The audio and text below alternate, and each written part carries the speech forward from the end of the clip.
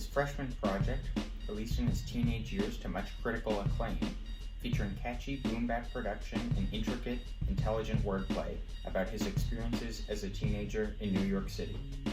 I'm talking about Joey Badass's 2012 mixtape titled 1999, but you'd be forgiven for thinking that I was mentioning Nas's influential 1994 album, Illmatic. It's hard not to make comparisons between Joey's debut and Nas's cornerstone of NYC hip-hop. Even from the general aesthetic and progression of the album, such as the instantly iconic album cover or the atmospheric intro track, Illmatic seems to echo all throughout 1999. Born in January of 1995, Joey was essentially the first rapper of Generation Z, and in fact, I believe that 1999 serves a similar role to Generation Z that Illmatic served to rap fans at its release. Upon a first listen, the thing that will stand out immediately is the phenomenal production. The tape features cuts from Lord Finesse, Jay Dilla, and MF Doom, as well as several tracks produced by members of Joey's progressive-era hip-hop collective. The instrumentals strike the perfect balance of having a variety of vibes while still sounding like part of a cohesive project. The drums are crunchy, the samples potent, and the vinyl crackle is strong. What more can I say?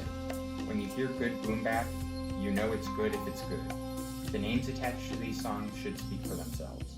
Joey himself is certainly no slacker on the project either. His flow is sharp and groovy, like a serrated knife, and his hooks on the project are catchy to a T. The way he writes just feels like he made a perfect decision for every syllable in every scenario, and his delivery only accents this. The bars are witty and intelligent throughout.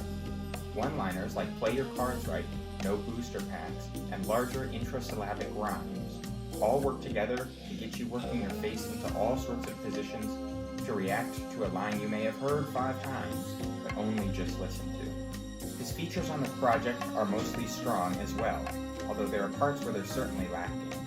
It suffers a bit from the Odd Future problem. Although the final track, A Posse Cut, absolutely showcases the best of each crew member, the distance between the top-level pro-era members and others is a little bit more noticeable. Like Illmatic, 1999 features stories from its author's experiences of growing up in New York, from relationships to street violence to establishing his place in the game. 1999 was released when Joey was 17, a fact that's somewhat evident in his subject matter. It's that age where you've been politically and sexually conscious for a bit, and have things to say about them, but are still certainly figuring things out. The mixtape is a snapshot from a mind in that transitional period between juvenile and mature, and although this occasionally acts as a detriment to the project, this duality is overwhelmingly a benefit, and it really defines the album's character.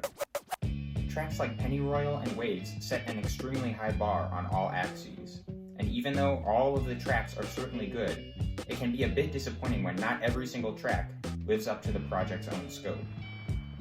Because of this, I don't feel entirely comfortable giving the album a perfect score, although it certainly came close.